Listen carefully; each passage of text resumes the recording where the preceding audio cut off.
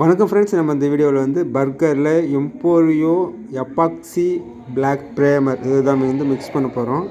Burger கம்பெனியில் வந்து base வந்து எப்பாக்சி 500 ml வரும்.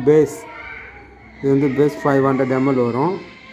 அது வந்து ஒன்றுக்கு ஒன்று அந்த லெவலில் தான் நம்ம வந்து மிக்ஸ் பண்ணணும். 500 ml ஊற்றிட்டேன். இது வந்து ஆர்டினரும் 500 ml வந்து மிக்ஸ் பண்ணணும்.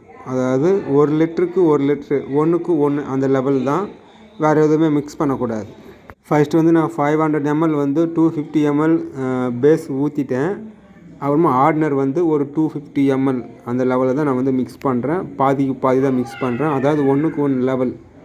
நம்ம அதிகமாக மிக்ஸ் பண்ணாலும் சரி, கம்மியாக மிக்ஸ் பண்ணாலும் சரி, சரியாக காயாமல் அது மாதிரி அதாவது ஏதாவது ஒரு ப்ராப்ளம் வரும். நம்ம கரெக்டான லெவலில் வந்து மிக்ஸ் பண்ணிட்டோம் அப்படின்னா குயிக்காக காயும். நல்லா மிக்ஸ் பண்ணிக்கலாம். நல்லா மிக்ஸ் பண்ணிட்டு ஒரே கோட் வந்து ஃபுல்லாக அப்ளை பண்ணணும். நம்ம நார்மலாக வந்து டச் வுட்லாம் எப்படி அடிப்போமோ, பெயிண்ட்லாம் எப்படி அடிப்போமோ அதே மாதிரியே சேர வந்து அப்ளை பண்ணுங்கள்.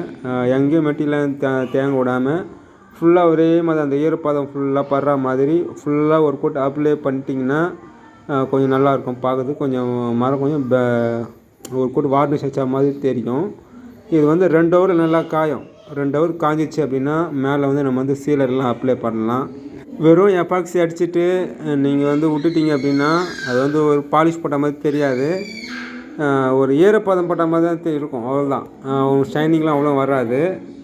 இது மாதிரி எப்பாக்சி அடிச்சுட்டு மேலே வந்து சீலரு பாலிஷ்லாம் போட்டோம்னா தான் நம்மளுக்கு வந்து நல்ல ஒரு ஃபினிஷிங் கிடைக்கும்.